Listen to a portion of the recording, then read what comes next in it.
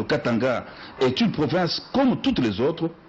L'autorité de l'État doit être de strict respect. Les responsables en province sont les représentants de l'État. Ils ont l'obligation de répondre au gouvernement central avec qui ils ne doivent pas engager un bras de fer. Nous leur avons confié la responsabilité de la gestion de la province et ils doivent rendre compte au peuple, a ajouté le chef de l'État, qui, en guise de conclusion de ces chapitres, a demandé aux uns et aux autres de mettre un terme aux propos de division au sein de la population. À ceux qui prédisent l'écoulement de sang, et il n'en sera jamais question, je ferai tout pour que le sang de la population ne puisse jamais couler, a prévenu le président de la République.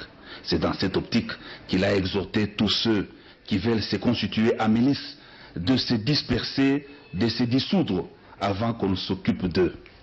Polémique autour de l'an 2016 et une véritable distraction, et il y a encore du grand travail à faire. La question devrait être posée à la fin de 2016 et non maintenant 2 ans avant cette date. Économie de la province, grande révélation, le Katanga est la province qui a reçu les plus d'investissements et non les moindres, ceux de 10 milliards de dollars américains. Contraste, la population croupit dans la misère pendant que des gros camions, des remorques, quittent Kolwezi pour Kasumbalesa. Il faudrait que la richesse du Katanga profite désormais aux fils et filles de la province, a conclu le président de la République. Comme au début, c'est dans une ambiance de convivialité que s'est clôturée cette rencontre. C'est un discours responsable, je trouve. Il demande à ce que tout le monde puisse être responsable par rapport à ses actions, surtout les administrés, je dis ceux qui sont dotés du pouvoir de l'État, d'être responsables par rapport à leur gestion. C'est un grand discours d'un homme responsable qui s'est élevé au-dessus de la mêlée. Ça, c'est important. Il n'a pas voulu nager plus bas. Parce que ceux qui nagent plus bas ne sont pas sages. Il a démontré par tout ce qu'il a dit qu'il est véritablement le père de la nation. Pas seulement le père de la nation, mais également le père du Katanga. Je crois que le chef de l'État ne pouvait pas être plus clair que ça. Il a été trop même clair. Mais moi, en dehors de ce que le chef de l'État a parlé à nos frères et sœurs du Katanga, j'attire moi personnellement aussi l'attention du peuple congolais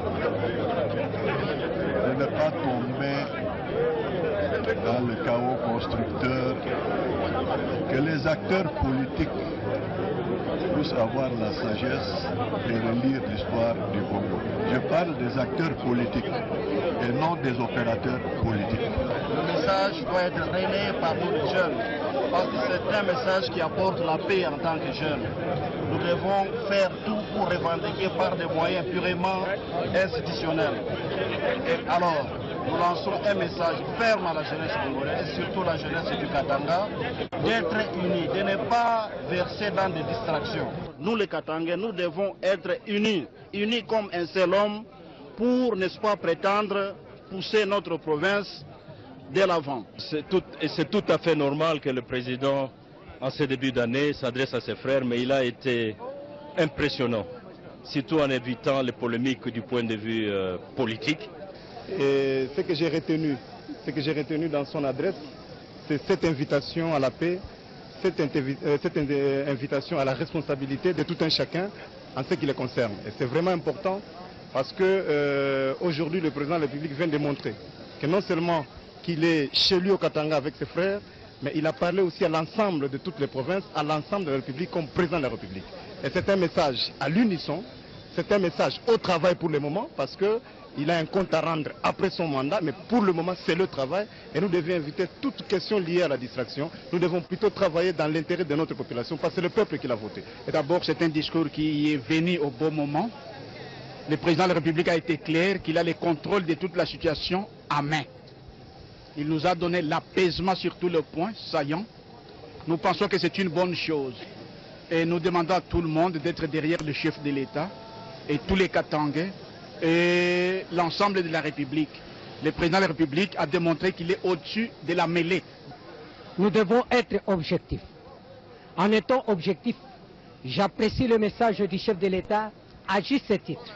Il a parlé comme un moralisateur. D'écouter le chef de l'État, il a été très prompt vraiment en répondant à toutes les préoccupations de la province en particulier et de la RDC en général. Mais ce qui est très important car relevé ici, le chef de l'État a beaucoup à faire. Parce qu'il se dit que ne soyons pas distraits. Il a épinglé le point politique, le point économique. Et dans le point économique, ce qui m'a frappé, c'est qu'il est très attentif. Il regarde au Katanga les tracts, le nombre de tracts qui passent. Et il compare ça à la population environnante jonchée le long des routes de Kolwezi jusqu'à Kasumbalès.